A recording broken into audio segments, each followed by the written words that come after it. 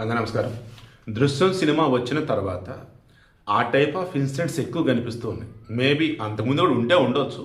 But ఆ cinema వచ్చిన తర్వాత ఈజీగా కనెక్ట్ అవుతున్నారు జనాలు. ఒక కేసు రాగానే అరే దృశ్యం సినిమా లాగుందిరా. 1.5 year అయిందండి.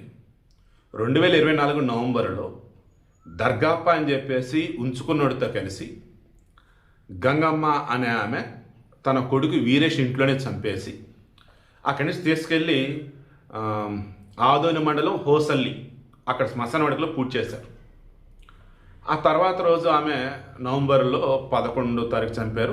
12 ఎప్పుడో కౌతాలం వాళ్ళు, కౌతాలం మండలం బదినేహాలు వాళ్ళు. ఓకే, కౌతాలం పోలీస్ స్టేషన్కి వెళ్ళారు.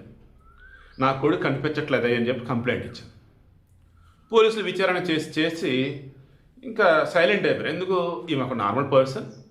ఆమె భర్త వచ్చేసి చిన్న మల్లయ్య 5 years బ్యాక్ చనిపోయి ఉన్నాడు. దెన్ ఆమెకు ఒక పెద్ద కొడుకు వీరేష్, ఇంకో 2 బిడ్డలు ఉన్నారు.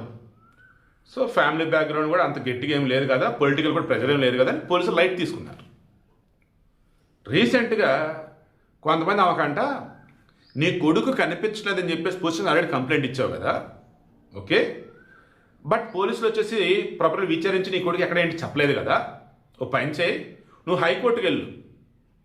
హైకోర్టుకి వెళ్తే అప్పుడు హైకోర్టు సీరియస్ అయింది. ఖచ్చితంగా ప్రభుత్వం నీ కొడుకుని వెతికించలేకపోతే నీకు డబ్బులు ఇప్పించింది ఎంత కదని ఎవరో చెప్పారంట. చంపింది ఆమె కదా, బాడీని పూడ్చిపెట్టింది ఆమె కదా, ఇప్పుడు పోలీసు ఇండెప్త్లో విచారణ చేసి దొరికేది ఆమె కదా. అచ్చేస ఆల్రెడీ కామంతో కటకటలాడుతూ తన దూరబంధువైన దర్గప్పతో రిలేషన్లో ఉంది. అతను పదే ఇంటికి వస్తుంటే కొడుకు వీరేష్ పెద్దోడు 17 సంవత్సరాల వయసులో, ఏందమ్మా ఆయన మన ఇంటికి రావడానికి ఊరొకరికి అన్నాడు. బట్ ఆయన వస్తున్నాడు, ఏదో ఇంకా అవుతుంది.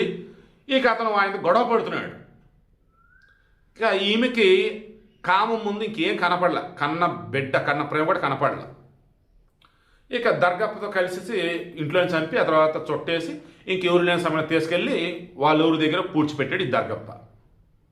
ఈ స్టోరీ అంతా ఆమెకు తెలుసు కదా.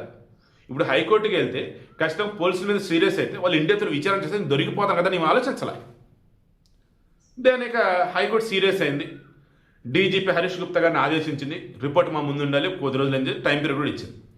దాంతో ఆయన అడిషనల్ ఎస్పీ, డిఎస్పీ, సిఐతో కమిటీ వేశాడు, విచారించండి అన్నారు. ఇక విచారిస్తున్న మూమెంట్లో తెలిసింది దర్గప్పకి ఆమెకి రిలేషన్ ఉందని. దర్గప్ప వీళ్ళ ఇంటికి వస్తుంటే వాళ్ళ కొడుకు గొడవ పడేవాడు చుట్టుపక్కల వాళ్ళు చెప్పారు. ఇక పోలీసులు వీళ్ళు విచారించేటప్పటికి ఈ ఈ పిల్లోడు వీరేష్ని ఎక్కడ పూడ్చిపెట్టారు ఏంటన్నప్పుడు ఆదుర మండలం హోస్టల్ దగ్గర పూడ్చిపెట్టారు. అది దర్గప్ప ఊరు. ఏడ పూడ్చిపెట్టారంటే పలానా చోట అన్నాడు. బాడీని బయటికి తీశారు. అక్కడ ఆ పిల్లోడికి సంబంధించి బాడీ శవాన్ని కట్టారు కదా, తాడు, ఆ పిల్లోడి బట్టలు, ఇక ఆ పిల్లోడి చదివినట్టు కొన్ని బిలాంగ్స్ చిన్నవి ఆ లోపల దొరికి ఉన్నాయి. సో పూడ్చిపెట్టినప్పుడు వాళ్ళు ఏంటి అన్నీ ఏమంటారు అంచుకిలు జరిపిస్తారు కదా ఫార్మాట్, అది కాకుండా కదా దొంగతనం అంతా పూడ్చిపెట్టింది. సో ఆ పిల్లోడు కూడా పూడ్చిపెట్టేశారు వస్తువులు ఏమైనా ఉంటే. ఇక బయటికి తీసినప్పుడు అస్థిపంజరం 1.5 year అయిపోయింది కదా అస్థిపంజరం. ఇక వీళ్ళు వచ్చినప్పుడు చూస్తారే ఈ పిల్లోడిదేనయ్యా అన్నారు. రైట్, దర్గప్ప ఈమె చంపారు. ఈలోపు ఏమైంది, నిన్న ఆమె చనిపోయింది. ట్విస్ట్ ఏంటంటే ఆమె కదా కొద్ది రోజులు హెల్త్ బాగోట్లేదట. దాంతో ఆదోని ఆసుపత్రిలో అడ్మిట్ అయిందట. నిన్న ఆదివారం రోజు ఆమె చచ్చిపోయింది. ఈరోజు కేసు డీటెయిల్స్ మొత్తం బయటకు వచ్చాయి. అంటే ఇక్కడ ఇక్కడ 2 విషయాలు వస్తున్నాయి. ఒకటి, ఆమెని పోలీసులే గొరం కొట్టి ఆమె చేత ఒప్పించారని చెప్పేసి ఒక వర్షన్. అలా ఒప్పిస్తే ఆ బాడీది వచ్చేసి ఎక్కడి నుంచి పట్టుకొచ్చారు, ఆ బాడీ వేరే వాళ్ళదా? మరి ఆ పిల్లోడి బిలాంగింగ్స్ మొత్తం చుట్టుపక్కల ఎలా గుర్తుపెట్టారు అంటే ఆమె దర్గప్ప కలిసే చంపారు. మరి పోలీసు అంత దారుణం కొట్టారు, లాకప్ డెత్ అయ్యేంత సిచ్యువేషన్ దాకా వచ్చింది అంటే అదే ఖచ్చితంగా విచారణ అయితే చేయాల్సిందే. బట్ పోలీసులు ఏమంటున్నారు, లేదురా బాబు మేమెందుకు కొడతాం దారుణంగా, ఆమె హెల్త్ బాగాలేదురా బాబు అందుకు ఆసుపత్రికి వెళ్తే వాళ్ళు అంటున్నారు. ఇక దర్గప్ప వాడి జీవితం నాశనం అయిపోయింది. వాడికి భార్య పిల్లలు ఉంటారు. సో వీడికి మెయిన్ ఇంట్రెస్ట్ ఏంటంటే విడాకలు అవనివ్వండి, వీడో అవనివ్వండి, లేదా భర్త చనిపోయిన వాళ్ళు అవనండి, ఒంటరి ఆడవాళ్ళు లేదా వాళ్ళకి పిల్లలు ఉన్నారన్నప్పుడు, వాళ్ళతో రిలేషన్ అన్నప్పుడు గౌరవప్రదంగా ఉండేలాగా ఉండండి. వాళ్ళ ఇంట్లో వాళ్ళంతా కూడా ఓకే ఎస్ అనే విధంగా చక్కగా పెళ్లి చేసుకొని ఉండండి.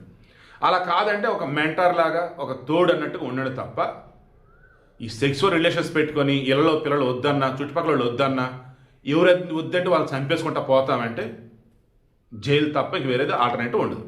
బట్ అంత ఆశ్చర్యపోతాను ఇప్పుడు కొడుకుని చంపి పూడ్చిపెట్టి మరలా నా కొడుకు ఎక్కడ అంటూ పోలీస్ స్టేషన్కి వెళ్ళి వాళ్ళు ఓ కేసు వదిలేస్తే ప్రశాంతంగా ఉండాల్సింది పోయి డబ్బుల కోసం ఆశపడి హైకోర్టుకి వెళ్తే హైకోర్టు సీరియస్ అయ్యి పోలీసులను విచారించండి అంటే తీరా విచారించిన మూమెంట్లో మొత్తం బయటకు వచ్చింది.